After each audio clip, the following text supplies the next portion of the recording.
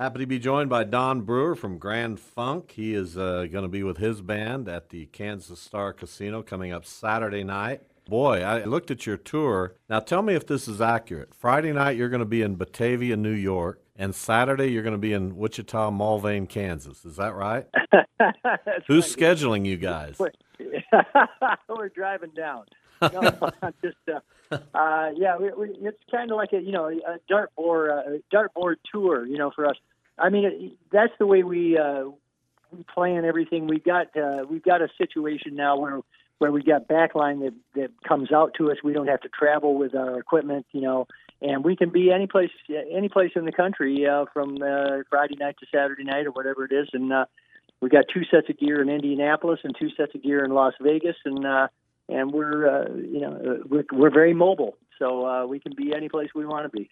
So touring these days is a little bit easier than it was back in the 70s then? Oh, a lot easier, and the technology is so much better now, and the gear is so much better. And back then you had to take your own PA system, you had to take your own lights, you had to take your own gear because you couldn't get it anyplace else in the country. It just wasn't out there.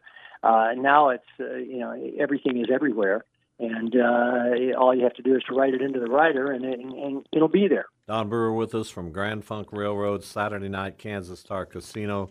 Not just the drummer, but also one of the singers of this band. You're the guy that's singing We're an American Band that you wrote as well. Discuss that song with us. Did you have any idea when you released it that it would become this band's anthem and one of the most popular rock and roll songs in American history? And well, no. I mean, I remember actually, finishing the song, and all the people in the control room were jumping up and down, and I remember walking in and saying, "You mean you really like it?" So, I had no idea, and nor did I think that the song would be around, for 50 years and be used in movies and in commercials and. Be done by tons of other entertainers. Garth Brooks has done it in his show. Bon Jovi done it in their show. It truly is an amazing feat, I guess. That song is out there, but it is what it is. Don, you've worked with different producers during your career. Of course, Frank Zappa, Todd Rundgren, Jimmy Einer. What's the different producing approach that each of those guys have, or is one better to work with than the other? Personally, I loved working with Todd Rundgren. A lot of artists that have worked with him, think he's a little too aloof, and a little too egotistical. But I loved working with Todd. I loved the way he twisted the knobs and made everything sound. He's got a formula, that he uses, and it makes everything sound that way. But it also makes it sound that way in the headphones while you're recording it. So when you're, rather than being dry and just flat, a lot of the engineers want everything just pure with no echo, no effect, no nothing, pure to tape, that kind of thing.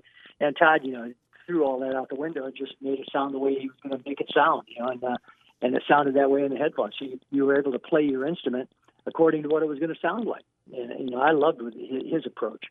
Zappa, he was very supportive and totally experimental, very much, into doing harmonies that we've never done before, doing arrangements that we've never done before, that kind of stuff. I loved working with him. Jimmy Iyer was more truly an old school type of engineer, producer kind of guy, where he wanted everything pristine and pure and all that kind of stuff. So, just totally different approaches. So all of them have their values, and and some people have their some people don't like one thing over another. That's just the way it is. Don Brewer with us from Grand Funk. I wanted to ask you, you've been doing this for so long. Your band's gone through turbulation at times, turbulence. What are some of the emotional ups and downs, and how do you get through that during this long career that you've had in music? It kind of comes with the territory, right, Don? Well, it can, and you try to keep that, in the band, in the circle itself. You always try, when you hit the stage, you kind of leave all of that stuff behind, and you entertain the people. That's what you're supposed to do, and don't take it on stage with you. So it gets more difficult when you're in the studio and you're right on top of each other. And it's, the emotions and the feelings are kind of hard to sweep under the rug at that point, and that's where it really hurts the most. I mean, if you're out in front of an audience, you can drop it for an hour and a half or 2 hours and entertain the people, but it gets a little harder in the studio. We're talking with Don Brewer, and he will be at the Kansas Star Casino, of course, with Grand Funk Railroad. Mel and Max, they've been with you a long time now. But a couple of times you've taken off, and you worked with Bob Seger for a few years on tour. In between doing that, what was that like, going out drumming for Bob Seger? Well, it's a whole different thing. I'm doing material that I didn't participate in when I wrote it or recorded it. So I'm really trying to cover the work of a lot of other drummers and a lot of other musicians that have worked with Bob. And so it's a whole different approach.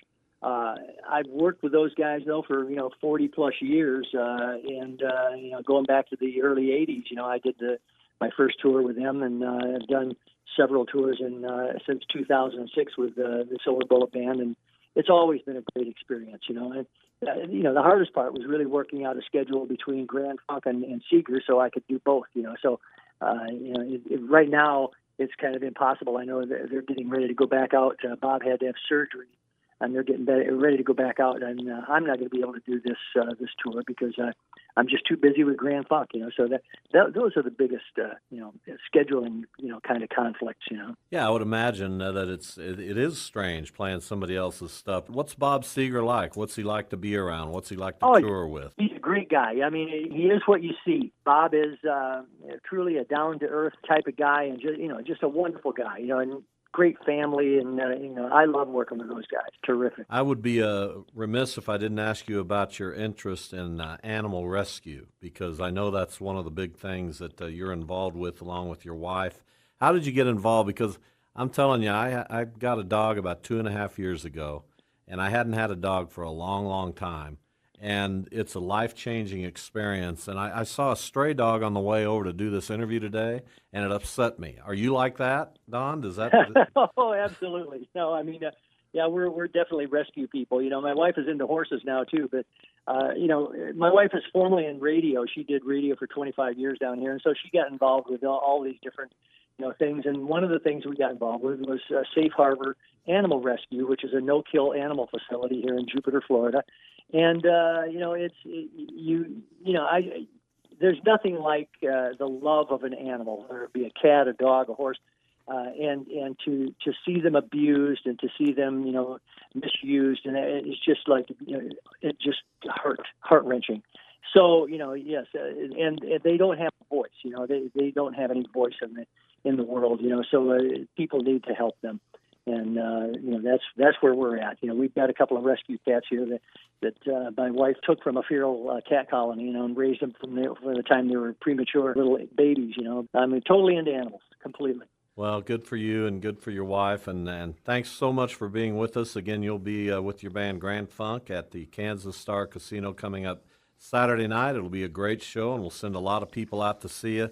Don, as always, thanks for your time. Thanks, guys. All right, Don, thank you so much. Hey, thank you. Hey, good luck Saturday and good luck Friday in Batavia. Thank you. All right, take care.